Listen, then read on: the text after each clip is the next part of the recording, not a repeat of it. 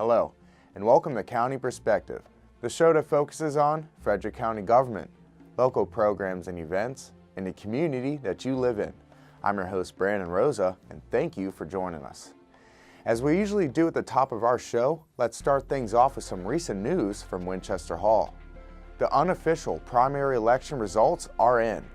For the county executive position, Republican Kathy Afzali advanced to run against County Executive Jan Gardner, who ran unopposed on the Democrats' ticket. Unaffiliated candidate Earl Robbins has submitted petitions to run for county executive as well. For county council, Republicans Philip Dacey and Danny Farrar and Democrats Kai John Hagan and Suzanne Reeder Jesse will vie for 2 at-large seats, potentially being joined by incumbent Bud Otis, who is unaffiliated and must submit enough signatures to be placed on the ballot. Incumbent County Council members MC Keegan-Air, Jessica Fitzwater, and Jerry Donald, all Democrats, were unopposed in their primaries. In District 1, Donald will face Republican Kevin Grubb. Councilmember Tony Smelik will not advance to the general election to represent District 2. Instead, Republican Stephen McKay will face Democrat Lisa Yarosinski in that race. District 3 will see Keegan-Air running against Republican Joe Parsley. District 4's race will feature Republican Jimmy Trout against Fitzwater, while District 5 will see political newcomers Michael Blue, a Republican, and Shannon Bohr, a Democrat. There were no surprises in the sheriff's race, as both incumbent Chuck Jenkins, a Republican, and his Democrat opponent Carl Bickle were unopposed in their primaries. For the Board of Education, 8 candidates will advance to compete for 4 nonpartisan positions. Incumbents Brad Young, April Fleming Miller, and Liz Barrett each advanced along with Karen Yoho, Jay Mason, Cindy Rose, and Camden Rayner. The 8 candidates will likely be determined by the final provisional and absentee ballots, which will be counted on July 5th. Kim L. Williams currently holds a slight lead over Marie Fisher-Wyrick. If you would like the full list of election results, visit frederickcountymd.gov/elections. The general election will be held on November 6th. Wednesday, June 27th marked the first day that the local upcoming businesses in the county got to use the new business pitch room at Root. Representatives from 4 businesses came to Root and pitched their business plan to members from the Office of Economic Development and Frederick Innovative Technology Center, Inc. I was able to witness the first day of the pitch room in action, and I spoke with Director of Office of Economic Development, Helen Profiter, as well as Blue Source's Chairman, PJ Bellomo, to find out more about the business pitch room. Let's take a listen. Here at Root, 118 North Market Street, up on the 3rd floor, we have a pitch room.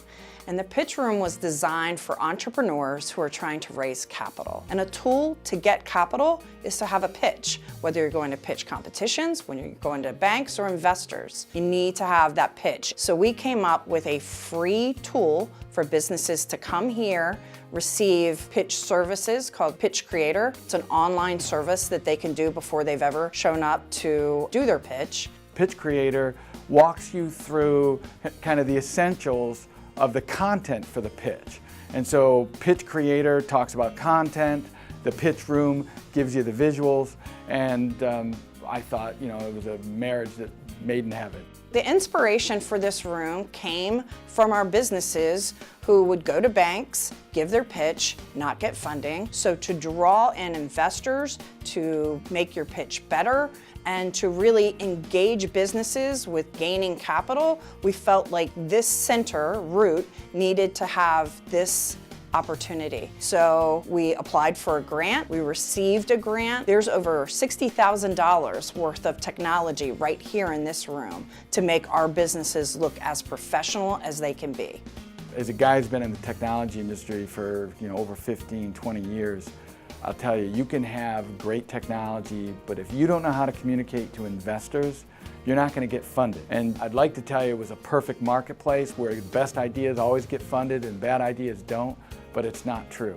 To some degree, it's the best pitches that get funded. Pitches should be about 3 minutes, but what we find is they run about 3 to 5 minutes. So currently we're setting up appointments for the 4th Wednesday of every month. You can contact us and the Office of Economic Development to set up that appointment. We can do about 5 pitches in a morning. The video gets downloaded onto our YouTube page. The business can grab it from our YouTube page, put it on their website, give it to banks. It's theirs to do what they want with it. Frederick County doesn't have anything like this, and no one in the region has anything like this. If you go to a videographer and have this done, you're spending hundreds of dollars. In Frederick County, we're giving it to you free. So I love the look of this. You know, when you come up here, it really does feel like a very cool area to do your pitch. The staff are super professional, and then your video is going to be super polished and make your business look as great as it can be.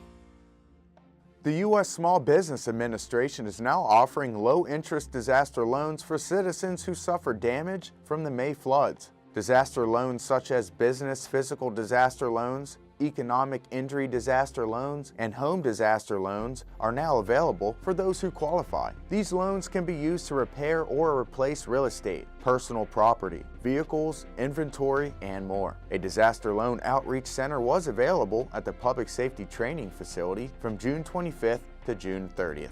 Even though the center is no longer open, it's not too late to apply. Loan applications and information on the program can be found at disasterloan.sba.gov or by calling the SBA's Customer Service Center at 1-800-659-2955 or 1-800-877-8339.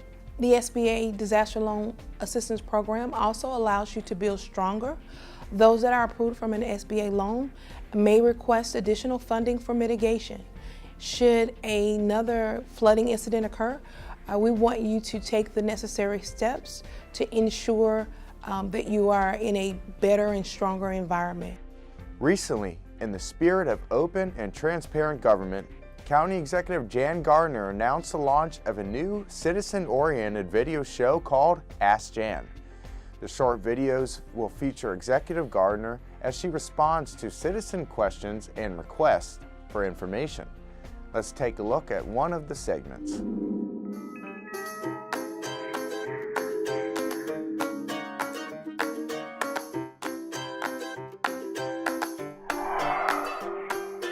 What does the county executive do?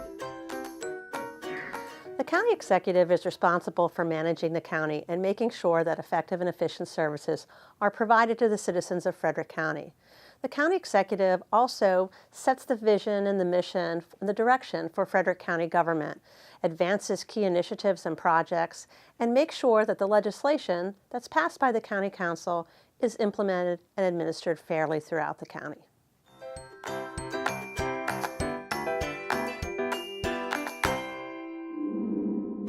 If you have a question about county government that you would like to have answered, email countyexecutive@frederickcountymd.gov. We're going to take a quick break, but stick around. We have plenty more coming up on County Perspective.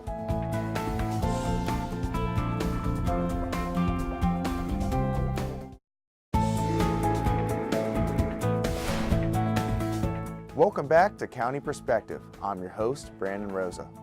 Every so often, FCG-TV teams up with the Department of Aging and creates a cooking program which focuses on healthy meals geared towards aging adults. Let's see what's cooking in the kitchen this week with Kitty Devilbiss. Hi, welcome to Silver Platter, where we're making good food that's healthy and easy. Today we're making lunch, and our first recipe is pumpkin soup. An easy soup. The recipe serves 2 easily, and there won't be any leftovers. We're going to start with 1 can of pumpkin puree. This is the same pumpkin that we might buy to make pumpkin pie. Pumpkin's a terrific food to eat year-round. It's full of vitamin A and vitamin C, and it's one of those orange fruits that is perfect for those of us who want to take care of our eyes. To that, we're going to add 2 cups of chicken broth. This is just boxed. If you make your own, that's really terrific. I'm using the measure here that reads from the top. It makes it easier to see. If we have a little difficulty, it's easier just to see those numbers looking down on them rather than trying to bend down and get it all level. We're adding that to our pumpkin. We're just going to blend that a little bit. Place this on the burner. We're going to bring this soup and cook it until it's fully heated. We're going to use a whisk here pretty soon because we're going to add about 1/2 cup of half and half to it. I'm using regular half and half. There is a fat-free version, and that will help reduce the calories if you want to choose that. So about 1/2 cup.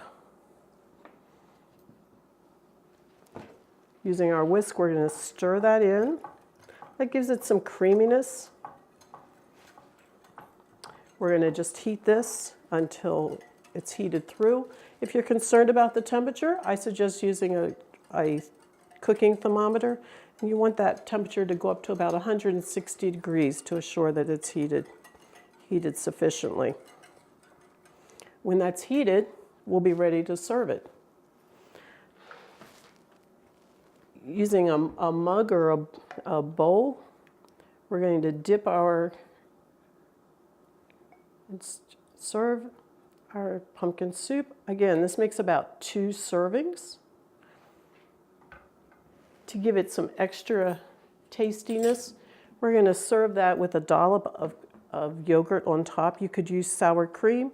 Again, I've said before, yogurt is a great alternative. It's a great substitute for sour cream with far fewer calories. We're just going to drop a nice healthy spoonful of that into our soup. Now we're going to add some pumpkin seeds. These are just a tasty treat. We're going to top that. It makes some pretty color on top, and it makes a very attractive soup to eat, and it adds a little bit of crunch as well.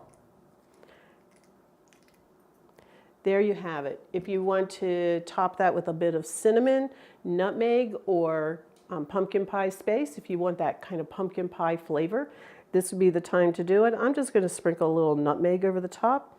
It adds some flavor and some color.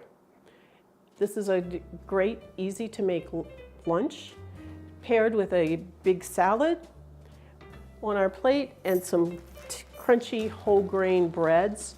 We have the start of a terrific, easy to make lunch or supper. If you would like a copy of this recipe or health tips, please visit our website at frederickcountymd.gov/aging. Frederick County hosts all kinds of events, activities, and programs that are available to the community year-round. Here are just a few that are happening in the next couple of days.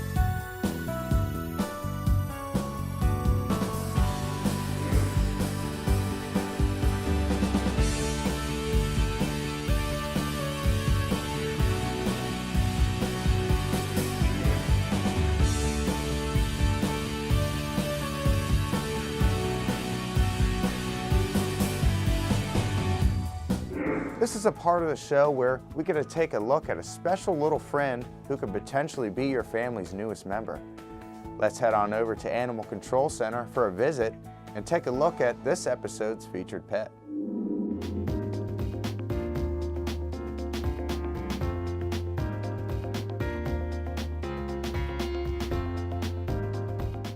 Good friends are hard to find, which is why FCAC staff wouldn't dream of separating best friends Iris and Jinx.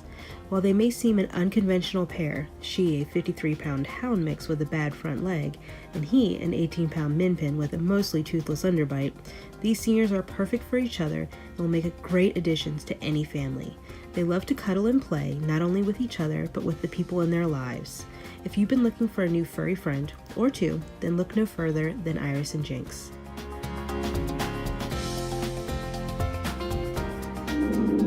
The Animal Control Center houses all kinds of pets who are looking for forever homes. For more information as well as volunteer opportunities, visit their website, frederickcountymd.gov/animal control. At the end of our show, we like to mention a few things our viewers should keep an eye out for in the upcoming weeks.